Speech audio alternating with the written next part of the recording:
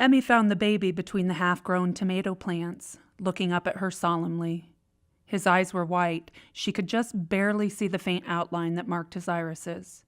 He was wearing only a diaper, the old cloth kind. It was pinned at the bend of his chubby legs with yellow pins that were shaped like elephants. It was muddy on the outside, as if he'd been hiding there for a long while. "Oh, you poor thing," Emmy said after she'd gotten over her shock. Really, it wasn't every day that you found a baby with white eyes in your garden. She could be forgiven for being a little taken aback. "How long have you been here?" she asked, her voice rising to a pleasant pitch.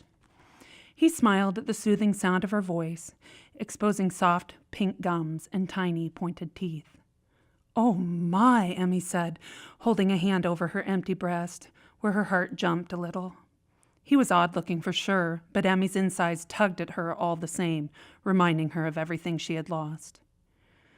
So when a little girl with clinking braids stopped her bike in the alleyway behind Emmy's house, Emmy stood up straight and, even though she wasn't very tall, she made an imposing figure as she stood there, a Madonna of the tomatoes.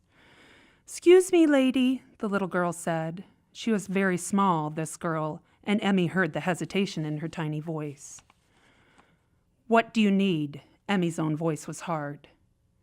"Have you seen a baby? A baby boy wearing only a diaper?" "No, I'm sorry, I haven't," Emmy said decisively. "Oh, God, I'm going to be in so much trouble," the little girl said sorrowfully, settling back on her bike. "If you find him, don't get too close. He's a bad baby," the little girl added over her shoulder. Then she rode away, her braids keeping time.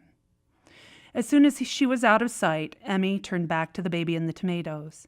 He was still gazing at her with his watchful, white eyes. As she moved toward him, he raised his arms up to her. Her heart bloomed at this ancient gesture.